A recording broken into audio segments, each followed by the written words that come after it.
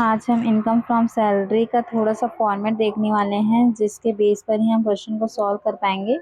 तो ये income from salary का फर्स्ट पार्ट है। इसमें सबसे पहले क्या क्या जो चीज़ें आती हैं उन पर हम फोकस करते हैं। तो यहाँ पे पार्टिकुलर और एक होता है अमाउंट का कॉलम।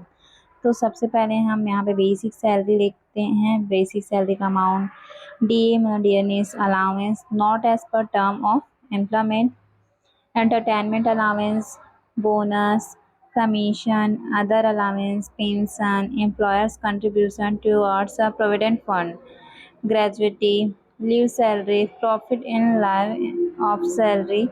ये सारी चीज़ें हमारे इनकम फ्रॉम सैलरी में आते हैं। नेक्स्ट जब हम सब चीज़ों को जोड़ देते हैं तो वो हमारा हो जाता है ग्रॉस सैलरी। ग्रॉस सैलरी के बाद जो निकलता है उस पे हम कुछ डिडक्शन काटते हैं अंडर सेक्शन 16।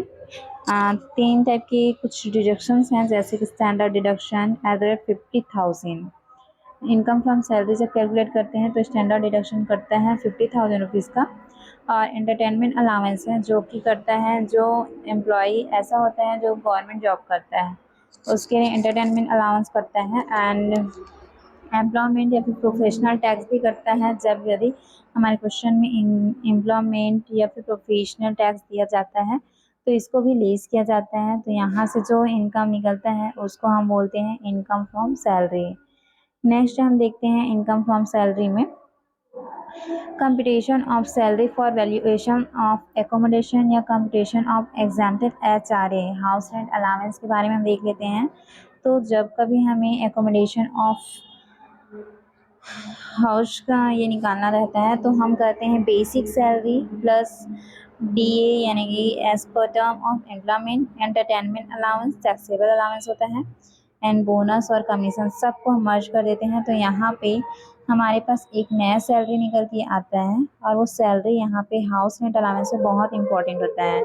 तो यहाँ पे जैसे कि हम देख पा रहे हैं completion of house rent allowance, यहाँ पे list of following is examined.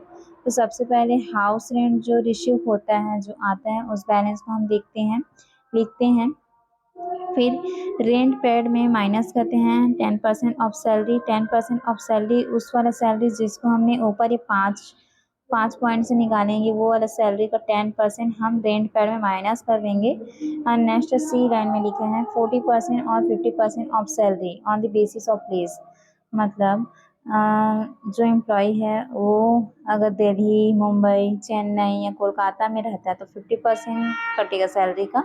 Otherwise कोई और भी जगह रहते हैं तो उसके लिए 40% हम लेते हैं सैलरी का।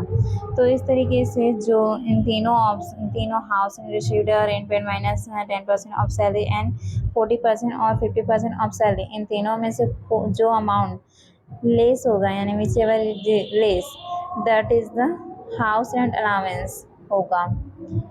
नेक्स्ट हम और देख लेते हैं